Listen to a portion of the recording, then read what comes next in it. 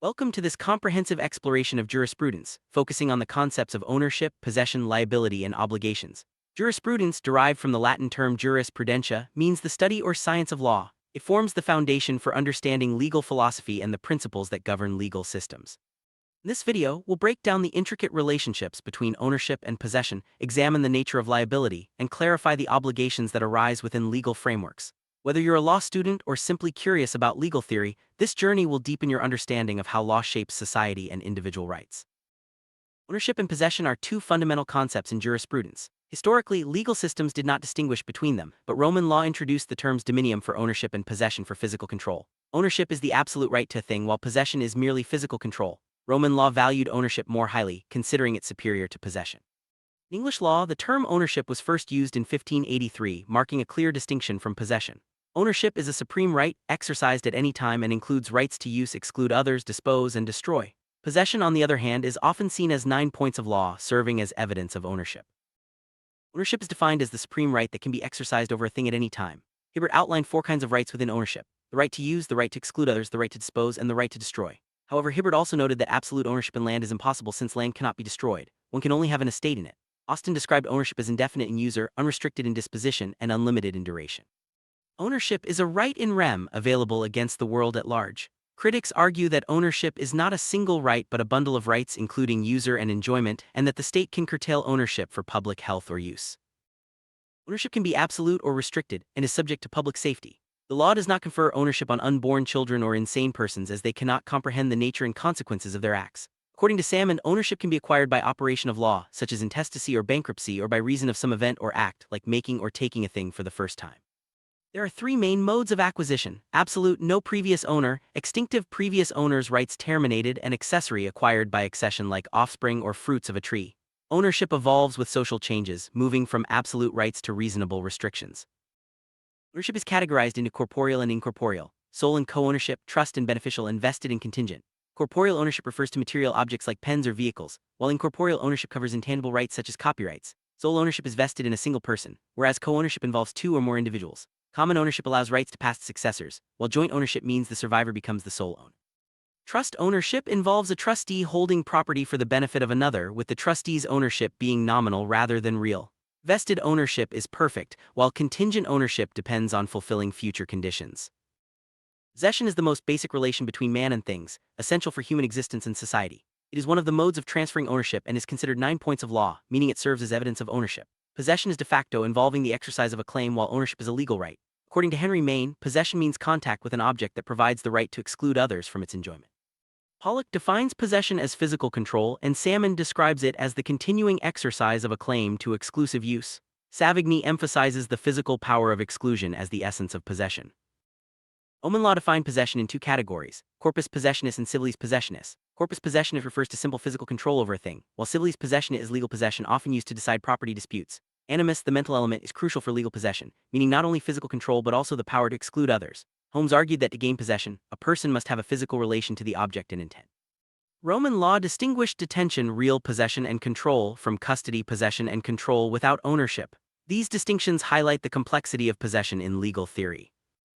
Possession consists of 2 essential elements: corpus and animus. Corpus is the physical control over a thing, while animus is the power to exclude others from its use. Salmon notes that animus is not always necessary for legal possession. Eyring takes a sociological view, emphasizing how possession is acquired rather than the intent behind it.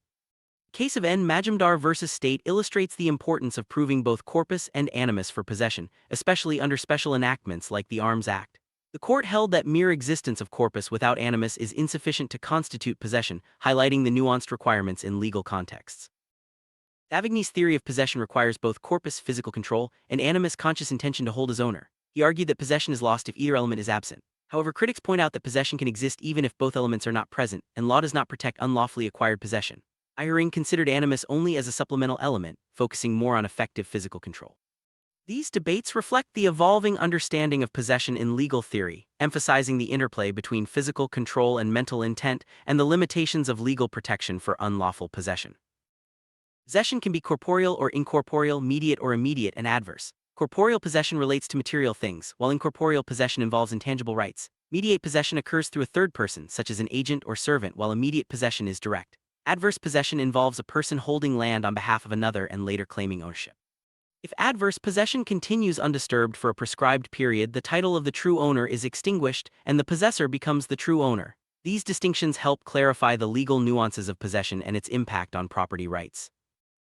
Possession can be acquired by taking without consent, by delivery with consent, or by operation of law. Taking involves acquiring possession without the owner's consent, while delivery is consensual. Operation of law refers to situations where possession is transferred due to legal processes. The relationship between possession and ownership is significant. Possession is often treated as external evidence of ownership, and a person in possession is presumed to be the owner.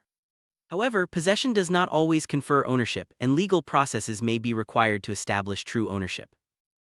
Possession is a primary stage of ownership and is a matter of fact, while ownership is a legal right. Possession does not give title to property, but ownership does. Possession tends to become ownership, and ownership tends to realize itself in possession. Possession requires dominion, corpus, and animus, whereas ownership does not, as law grants full rights. Transfer of possession is easier compared to ownership, which often involves technical processes like conveyance deed. Possession is 9 points of law serving as evidence, while ownership strives for completeness through possession.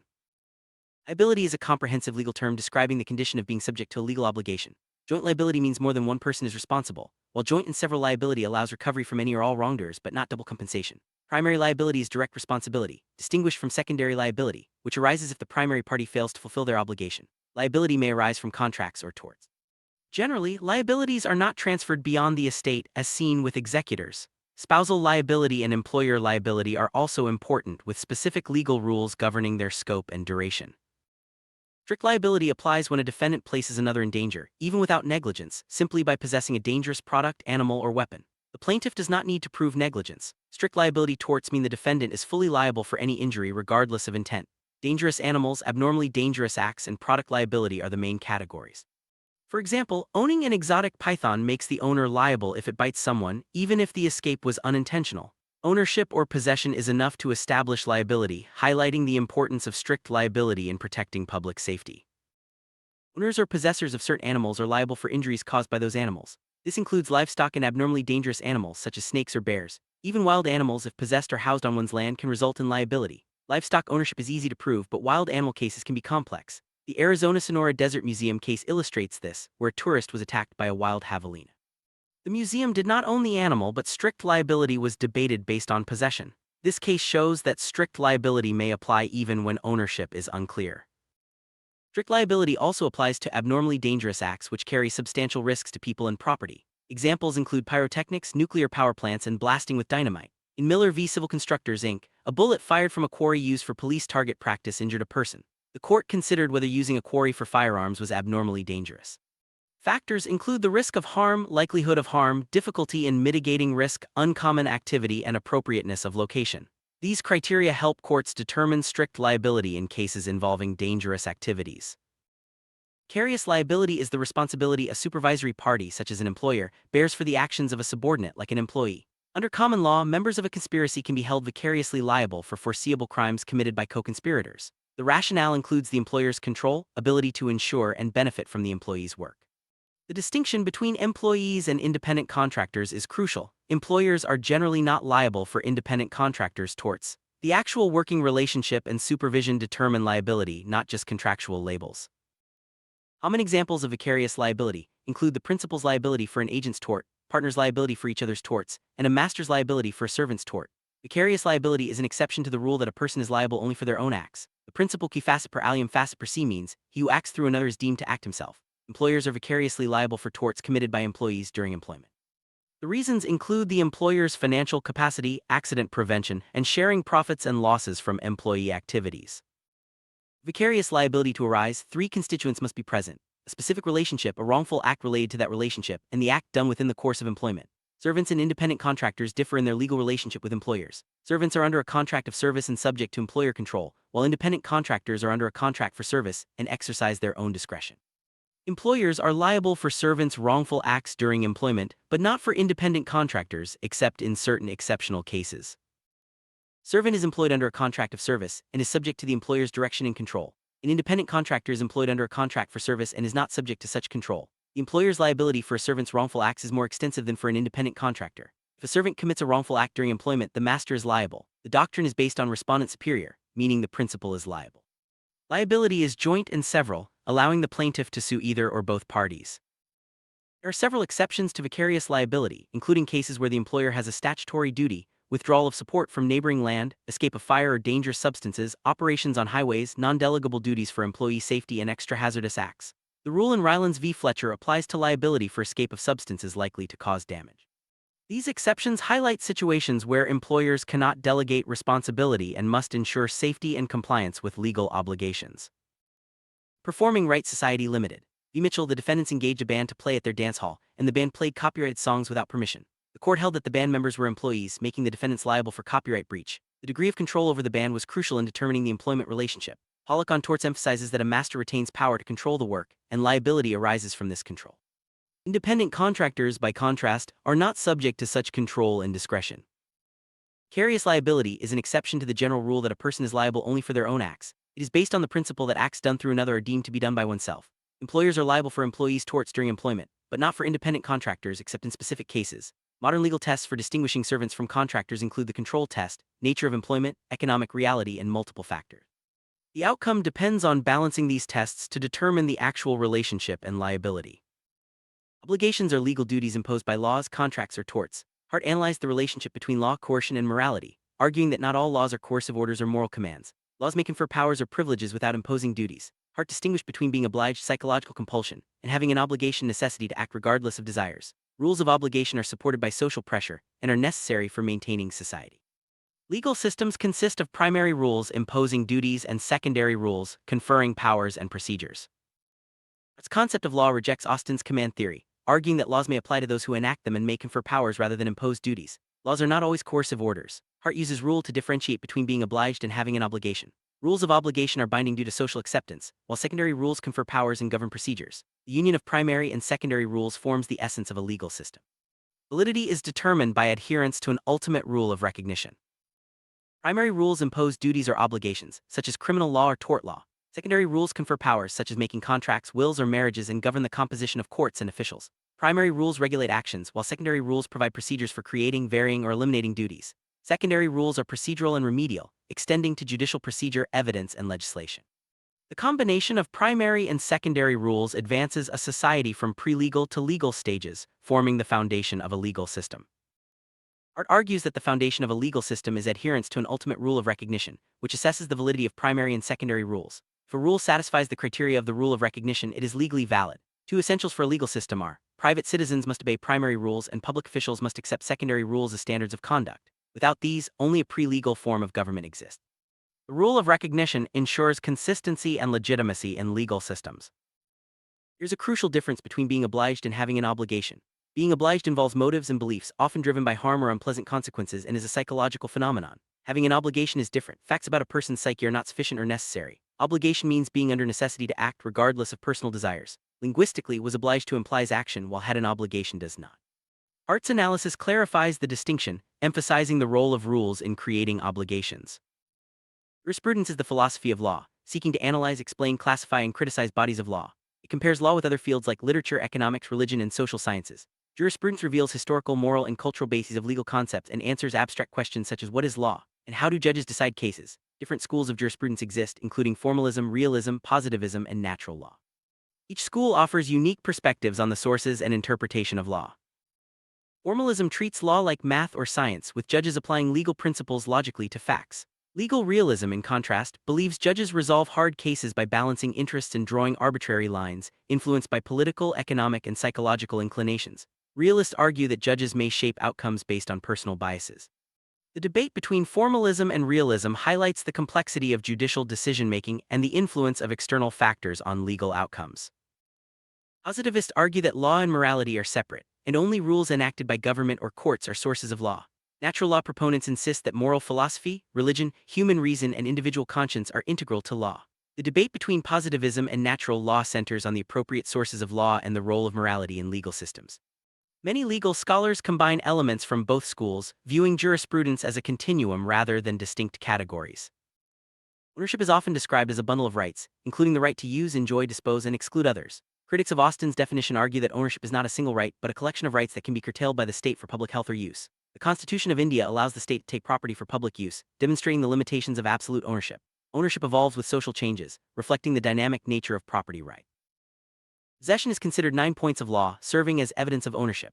A person in possession is presumed to be the owner and may not need to prove ownership. However, possession does not always confer title, and legal processes may be required to establish true ownership. The relationship between possession and ownership is complex, with possession often leading to ownership through legal recognition and transfer. Adverse possession allows a person to claim ownership of land if they possess it peacefully and undisturbed for a prescribed period. In India, this period is 12 years. The title of the true owner is extinguished and the possessor becomes the true owner. Adverse possession highlights the importance of continuous and undisturbed possession in establishing property rights and serves as a legal mechanism for resolving disputes over land ownership. Trust ownership involves two parties: the trustee, who holds property under an obligation to benefit another, and the beneficiary, who enjoys the property. The trustee's ownership is nominal as they are deprived of beneficial enjoyment.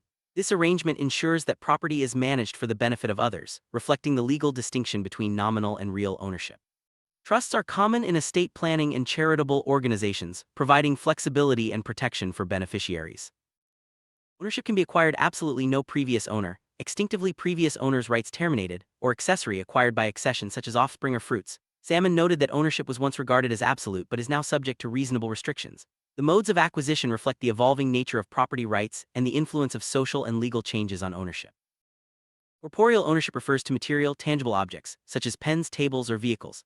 Incorporeal ownership covers intangible rights like copyrights or patents. These distinctions help clarify the scope of property rights and the legal mechanisms for protecting both tangible and intangible assets. Ownership of intangible rights is increasingly important in modern society, reflecting the value of intellectual property and creative works. Sole ownership is vested in a single person, while co-ownership involves two or more individuals. Common ownership allows rights to past successors, while joint ownership means the survivor becomes the sole owner. Hindu law recognizes common ownership, and joint ownership is also known as the right of survivorship. These arrangements provide flexibility in managing property and ensure continuity of ownership across generations. Vested ownership is perfect and unconditional, while contingent ownership depends on fulfilling a future condition. These distinctions are important in estate planning and property transfers, ensuring that ownership rights are clearly defined and protected. Contingent ownership allows for flexibility in managing property, accommodating future events or conditions that may affect ownership.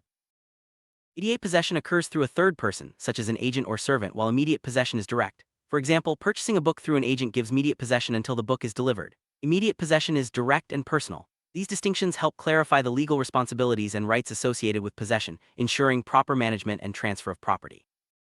Legal personality refers to the capacity to have rights and obligations within the legal system. Liability arises from contracts, torts, or statutory duties and may be joint, several, primary, or secondary. Legal personality is essential for understanding the scope of liability and the mechanisms for enforcing legal obligations. Companies, partnerships, and individuals all possess legal personality, enabling them to participate in legal transactions and bear responsibility for their actions. Obligations are supported by social pressure and are necessary for maintaining society. Legal obligations arise from rules, contracts, and statutes, and are enforced through legal mechanisms. Hart's analysis emphasizes the importance of rules in creating obligations, distinguishing between psychological compulsion and legal necessity. Obligations ensure compliance with legal standards and promote social order, reflecting the interplay between law and morality. Legal systems consist of primary rules, which impose duties, and secondary rules, which confer powers and govern procedures. The combination of these rules forms the foundation of legal systems, ensuring consistency, legitimacy, and adaptability. Primary rules regulate behavior, while secondary rules provide mechanisms for creating, varying, and enforcing obligations. The rule of recognition ensures that rules are valid and accepted within the legal system. Throughout this video, we've explored the core concepts of ownership, possession, liability, and obligations in jurisprudence. We've examined the distinctions between ownership and possession, the nature of liability, and the role of obligations in legal systems. Understanding these concepts is essential for navigating legal frameworks and appreciating the complexity of law. Jurisprudence provides a foundation for analyzing, explaining, and critiquing legal principles, ensuring that law evolves with society and meets the needs of individuals and communities. For those interested in deepening their understanding of jurisprudence, several key texts and articles are recommended. These include works by A.K. Mamdar, Alan Buchanan, Amrita Sen, Bryant Smith, Clement Chigbo, David P. Durham, Denise Meyerson, Frank Snare, G.W. Patton, Halsbury's Law of England, Howard Williams, Indian Partnerships Act, Katsuhito Iwai, and others. Exploring these resources will provide valuable insights into legal philosophy, property rights, liability, and obligations, enriching your knowledge and perspective on law.